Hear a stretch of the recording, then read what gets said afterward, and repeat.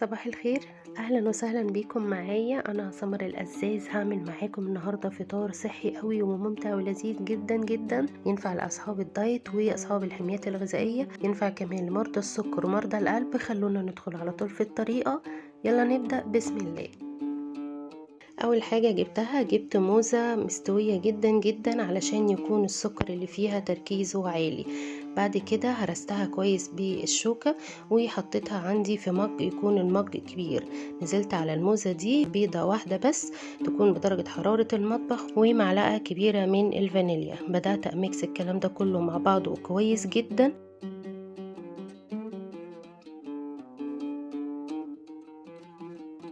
نزلت كمان عليهم ب3 معالق كبار من اللبن الرايب. كان عندي لبن رايب فقلت استخدمه في اي وصفة هعملها الفترة الجاية، فاخدت منهم 3 معالق كبار.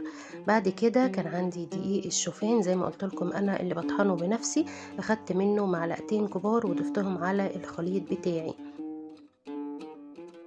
كمان حطيت معاهم نص معلقة كبيرة من البيكنج باودر وذرة بسيطة قوي من الملح ومعلقتين من زيت الذرة، ورجعت اميكس كل الكلام ده مع بعضه كويس جدا.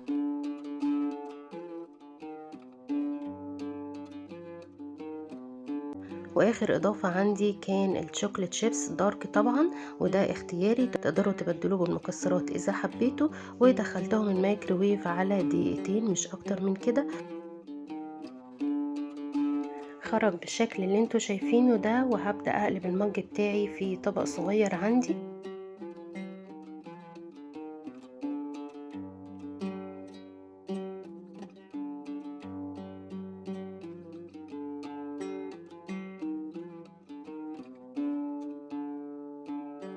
عايزاكم تشوفوا كمان الشوكليت شيبس بعد ما ساحت ونزلت تحت وقت السوا بقى شكلها عامل ازاي. بجد طعمها جميل جدا وكمان شكلها ممتع للعين قوي قوي. اتمنى كمان انكم تجربوا الوصفة دي على طريقتي وتقولوا لي رأيكم فيها ايه. عايزاكم تشوفوا كمان شكلها من جوه بعد ما هفتحها معاكم قد ايه هي ناعمة وفلافي قوي.